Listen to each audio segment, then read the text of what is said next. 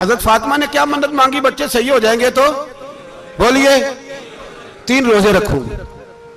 अल्लाह तबारक व तआला ने बच्चों को शिफा अता फरमा दी।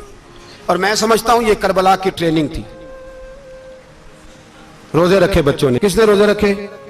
बच्चों ने। किसने? 7-8 साल की उम्रें बच्चों की। हजरत अली फरमाते हैं जब मैंने देखा ना मेरे बच्चे भी रोजे से हैं तो मैं कहीं से थोड़े से जौ लाया। ये शहजादे हैं कायनात के सबसे बड़े। फरमाते मैंने बीबी पाक को दिए तो सैयदा पाक ने जौ पीसे रोटियां पकाई और जब ऐन इफ्तारी के वक्त खाना सामने आया तो दरवाजे पे भिखारी आया। ऐन उस बड़ा बेनियाज है अल्लाह, अजीब रंग है मालिक का। ऐन इफ्तारी का वक्त जब आदमी कहता है कि फटाफट हो जाए, भिखारी दरवाजे पे आया और उसने सदा दी, ओ मेरे रसूल के घर वालों, कई दिनों से रोटी नहीं खाई। हजरत अली ने, हजरत फातिमा ने बच्चों की तरफ देखा तो इमाम हुसैन छोटे थे सबसे, उन्होंने सबसे पहले बर्तन उठाए खाने वाले और कहने लगे अम्मा मैं ना दे के आऊं। हजरत फातिमा रश्क करने लगी। मुस्तफा के नवासे बाहर गए, अपने हिस्से का खाना युसिरूना अला अनफुसिहिम वलौ काना बिहिम खसासा। अल्लाह फरमाते उन्हें बड़ी अशद जरूरत भी हो फिर भी वो दूसरों पे इशार कर देते हैं। वो खाना बाहर इमाम हुसैन दे आए, पानी से रोजा खोला, खजूरें खाई, लेट गए, सवेरे खजूरें खाई, रोजा रख लिया। शाम हुई तो हजरत अली फरमाते मैं फिर अगले दिन के रोजे के लिए जौ लाया। फातिमा ने पीछे रोटियां पकाई। 2 दिनों की भूख थी पर मालिक तू बड़ा बेनियाज है। आजमाने पे आया तो इस रंग में ऐन इफ्तारी के वक्त दरवाजे से आवाज निकली और मांगने वाले ने कहा कि भूखा भी हूं और यतीम भी हूं, यतीम हूं। हजरत फातिमा कहने लगी बेटा देर ना करना, यतीम का पेट भरने में देर नहीं होनी चाहिए। खाना बाहर चला गया, पानी से रोजा, खजूरें। शहजादे हैं शहजादे, ये 2 जहां के शाह हैं, पास कुछ रखते नहीं, 2 जहां की नेमतें हैं इनके खाली हाथ में। खजूर पानी से इफ्तारी भी सहरी भी, सवेरे फिर उठे रोजा रखा। 3रा दिन है, तीसरा। जरा दिल पे हाथ रखना, बच्चा एक रात भूखा हो तो अम्मा सोती नहीं। और मैं कहा करता हूं अम्मा फालज वाली हो ना, फालज वाली मां, फालज ज़्यादा। तो आधी रात को उसका बेटा जवान कहे थोड़ी भूख लगी हुई थी तो अम्मा को रींगना भी पड़े तो वो रींग के भी जाती है, रोटी पकाती है, कहते मेरा लाल भूखा ना सो जाए। और मुस्तफा की बेटी से ज्यादा बच्चों से कौन प्यार कर सकता है। और 3 दिन के भूखे बच्चे, 3रा दिन आया, बड़े हौसले से बीबी कह देती है छोड़ो इनका तो काम है, ये तो आते रहते हैं, मेरे बच्चे भूखे तुम पहले रोटी खाओ। लेकिन मेरे भाई करबला ऐसे नहीं सजती। ये जो बर्गर खा के नाराज होने वाले बच्चे होते हैं ये मैदानों में नहीं निकल पाते, इनके लिए मुश्किल होता है। हजरत फातिमा ने, हजरत अली ने ड्यूटी की, ड्यूटी अपने बच्चों को तैयार किया करबला के लिए। 3रे दिन जब रखा साहब ने खाना तो बाहर से बोलने वाला बोला का मैं मिस्कीन हूं, लाचार हूं, घर भी कोई नहीं, खाना भी कोई नहीं। इमाम हुसैन फिर उठे, 3रे दिन का भी खाना दे दिया।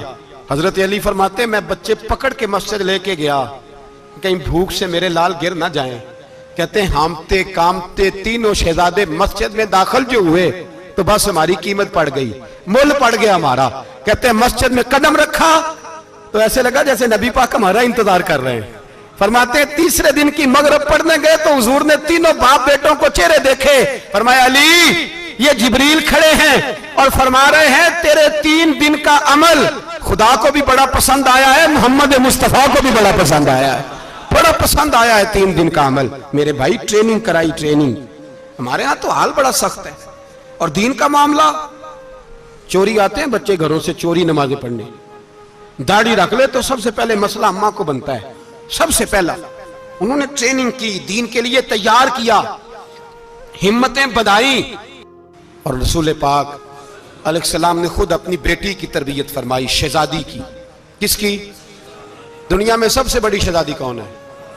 आप नाम लेंगे तो दिल ठंडा होगा इंशाअल्लाह। मेरा अकीदा है हजरत फातिमा का नाम ले तो अल्लाह दिल को सुकून देता है। सबसे बड़ी शहजादी सैयदा, बोलिए सैयदा फातिमा ज़हरा रज़ियल्लाहु ताला अन्हा। हजरत अली फरमाते हुजूर बड़ा प्यार करते थे हजरत फातिमा से। जब सफर पे जाते तो सबसे आखिर में हजरत फातिमा से मिलते, वापस आते तो सबसे पहले हजरत फातिमा से मिलते। फरमाते एक जिहाद के लिए हुजूर चले गए और मुझे नायब बना के छोड़ गए। मेरे पास माले गनीमत के थोड़े से पैसे थे, थोड़ी सी रकम थी, तो मैंने सोचा कि मैंने फातिमा को कभी तोहफा नहीं दिया तो एक जंजीर ना सोने की खरीद के दूं। कहते कि चेन सोने की जंजीर खरीद के मैंने हजरत फातिमा को तोहफा दी तो सैयदा ने पहन ली। कुछ दिनों के बाद खबर आई कि हुजूर कल पहुंच रहे हैं वापस। कहते मैंने फातिमा को बताया तो मुझे पता था फातिमा क्या करेगी। सैयदा ने सारा घर साफ किया, सारी तैयारियां की, खाने चुने, जो उस वक्त माहौल था हर लिहाज से हुजूर की आमद का इंतजार किया। और सवेरे से ही हजरत फातिमा बैठ गई। सवेरे से हुजूर कई दिनों के बाद आ रहे, कमाल हो गई। फरमाते हैं जब महबूब तशरीफ लाए ना, पहला कदम नबी पाक ने हजरत फातिमा के घर के अंदर रखा, अस्सलाम वालेकुम कहा, और शेर खुदा फरमाते जनाबे फातिमा को देखा और नबी पाक वापस पलट गए। कहते मैं नहीं था घर में, मैं वापस आया, बीबी साहबा ने बताया और मैंने देखा कि फातिमा इस तरह रोती है कि मैंने ऐसा रोते कभी देखा ही नहीं। फातिमा हुआ क्या का पता करो। हुजूर चले गए पर बगैर मिले ही चले गए। कहती है मैं मस्जिद गया, मैंने कहा ऐसा क्या हो गया कि इतना महबूब बगैर मिले रुखसत हो गए। मैं मस्जिद गया और जाकर के मैंने देखा तो नबी पाक की मस्जिद के कोने में बैठे। मैं करीब बैठा, मैंने कहा या रसूलल्लाह फातिमा बड़ा रो रही है, क्या हुआ। कहते नबी पाक की आंखों में भी आंसू आ गए, हुजूर भी रोए। पता है नबी पाक ने क्या फरमाया, ये तरबियत है, इस तरह करबला सजती है।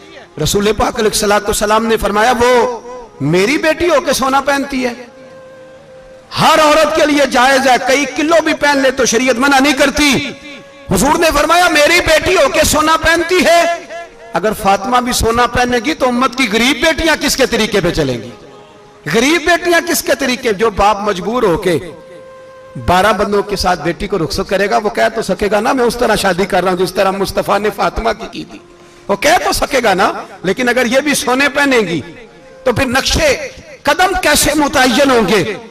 हजरत शेर खुदा वापस आए, कहा फातिमा ये तेरी चेन रसूल पाक को पसंद नहीं आई। भाई ये हकीकतें समझो, जब बच्चों के माहौल के अंदर ये रंग, कैसे बेटियां ससुराल में जाके गुजारा करेंगी जब तू जान ही नहीं छोड़ रहा, जब तू उनको तरीका सलीका सिखा ही नहीं रहा। इल्ला माशाल्लाह कसरत के साथ मां बाप की गलत ब्रीफिंग होती है, जो हंसता बसता घर खराब होता है और बच्चे के मां बाप भी तकलीफ में होते हैं, इसलिए कि बच्चा तकलीफ में होता है। खुदारा इन बच्चियों के साथ वो मामला करें कि ये अपने घर जाके अगर कुछ मुश्किल भी देखनी पड़े तो वक्त गुजार सके।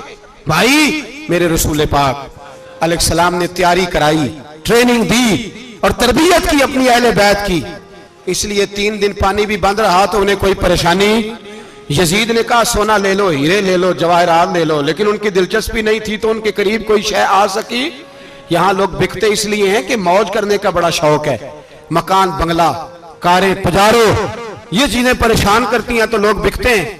मजमून को समेटना है, मैं 3-4 मौजू आज बयान करना चाहता था लेकिन बातें बस फिसल फिसल के दाएं बाएं निकल जाती हैं। जो बदर की जंग थी ना वो कुफर इस्लाम की जंग थी। ओहद की जंग बोल के बताएं, खैबर की, खंदक, करबला नहीं, हक्को बातल की, कौन सी बोले नहीं, एक दफा सारे बोले आपको सवाब होगा, क्योंकि इमाम हुसैन को आप हक पे कहेंगे तो अल्लाह आपको अजर देगा। कौन सी जंग थी? हमारे हुक्मरान पता क्या कहते हैं, कहते हैं मौलवी हर वक्त तुम्हारे पीछे पड़े रहते हैं, हम नहीं मुसलमान, हम नहीं नमाज पढ़ते, तुम्हें तो सूरत इखलास नहीं आती। यजीद तो जुमा पढ़ाया करता था, तो जुमे को खुतबा देता था। और अजीब लफ्ज लिखे हैं बाज तारीख लिखने वालों ने कि जुमे का दिन था तो इमाम हुसैन, 10 मुहर्रम ना जुमे वाले दिन थी, तो इमाम हुसैन करबला में बाहर निकले तो आपने फरमाया इमाम हुज्जत कर दूं, कोई ये ना समझे कि मुझे तो पता ही नहीं चला, गलती से तीर लग गया इमाम हुसैन को। आपने फरमाया मुझे बताओ तो सही मुझे क्यों शहीद कर रहे हो। कोई ना बता सका तो इमाम हुसैन ने फरमाया मुझे क्या जरूरत थी मदीना छोड़ के मस्जिद नबी छोड़ के आता, मैं तो इसलिए आया हूं कि जिसको तुमने हुक्मरान बनाया वो शराबी है। कौन है वो? रंडियों का नाच देखता है, मुजरे देखता है, मुजरे। वो अल्लाह के हलाल को हराम और हराम को हलाल कहता है, लिहाजा मुसलमानों का हुक्मरान बनने के काबिल है ये इमाम। और ये मैं आपको एक नहीं, मैं 20 तारीखों में दिखाऊंगा कि यही खुतबा इमाम हुसैन का कि तुमने अल्लाह के हलाल को हराम, हराम को हलाल कहा, शराब, जिना, जुआ, बदकारी आम कर दी, लिहाजा यजीद मुसलमानों का हुक्मरान बनने का अहल